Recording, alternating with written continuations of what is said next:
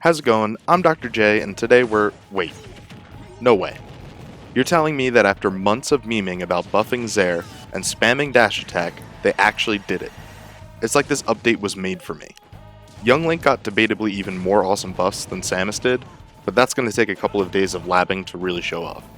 But holy mother of Zair, look at this damage. I know it doesn't look like it at first, but this right here changes the game.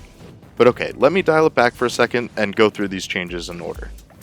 First off, dash attack, my personal favorite I don't know what to do but I feel like doing something move, got buffed. It was already okay for knocking out smaller, lighter opponents like Pika, Pichu, Olimar, etc. But now the early hit does the same amount of damage as the stronger middle hit. So it's not big by any means, but it's nice, and us Samus mains gotta take what we can get.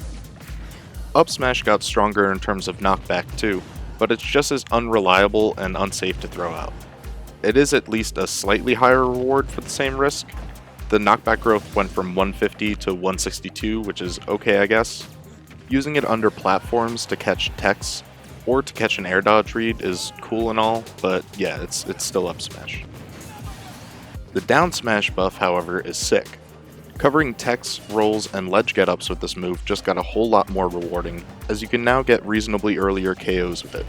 Both the first and second hit KO about 10 to 20% earlier. The up throw buff makes life much easier against lighter characters that are tricky to knock out with charge shot or smash attacks like Game & Watch, Greninja, Zero Suit, etc. So yeah, up throw now KOs about 20% earlier. I'll put a little spreadsheet in the description from Yata on the Samus cord for each character's exact percents, but a good way to remember them off the top of your head is that, factoring in a bit of rage, up throw KOs Game & Watch at 125% from the center of FD, Lucina at 145, Terry at 165, and Bowser at 185. These percents change depending on how much rage you have, but this is assuming that you're around 30 to 60% damage yourself. Also, if you're on a platform, it KOs really early now, so if you have your platform movement and tech chases with grabs on point, this is pretty huge. But all of this pales in comparison to the last big buff. Whenever I stream or get hit up on Discord by one of my viewers, I generally get two questions. One, how good is Samus, aka is she viable against top tiers? And two, if I could, what buffs would I give Samus? My answer to how good she is used to be that she was one of the most viable mid-tiers, and if she could perfectly zone, she has pretty solid matchups across the board, but not enough to justify calling her a high tier or even really a viable solo main. As for what I could change about Samus, it was never to buff charge shot, it was never to buff smash attacks, and to the disappointment of you Samus cord people, it wasn't to buff fair. It was always to make the second hit of Zair easier to land, and to make each hit do about 0.5% more damage. And oh boy, did they buff Zair. The extra damage doesn't seem like that much, but it makes a huge difference over the course of a game. 2 Zairs are now the equivalent of an F tilt and a jab. So basically, including the damage multiplier from 1 versus 1, which is like in every competitive match except for doubles, the first hit of Zair went from 1.8 to 3% damage, and the second hit went from 3.6 to 4.8. Also, the second hit of Zair lasts 2 frames longer, making it basically twice as easy and immeasurably more common to land. This means that a full unstaled Zair now does 7.8% instead of the usual 1.5 or occasional 4.5 from before. Oh, and by the way, this means that Zair more reliably confirms into stuff, particularly F smash and F tilt. According to Rip Combo, one of the greatest homies on the scene, landing Zair into F smash can confirm on characters like Peach as early as 18%.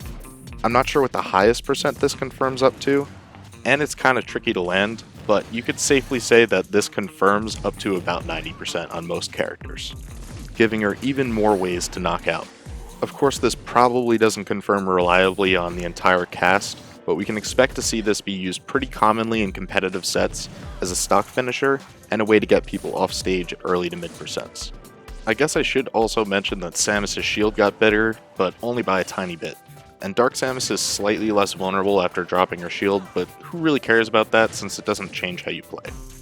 To be clear, these changes don't make Samus broken or OP or top tier or even much easier to do well with. However, since she was just barely under high tier before, even the tiniest buffs are enough to push her up to a really solid spot.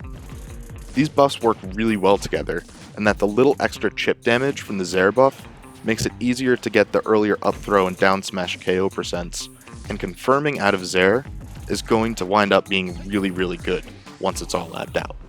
Honestly, the only things that really change about Samus's matchups or how you play her after this update is that, Zair is a little bit better, so you should be using that even more, especially if you're not using it yet, and also down smash is. Oh, and by the way, my company, MetaNet Digital Athletics, is sponsoring a free online Smash tournament this coming Saturday the 15th. It'll be streamed on Excadrill's Twitch channel, so don't forget to sign up. The link is in the description. Anyway, that's all I've got right now, so peace.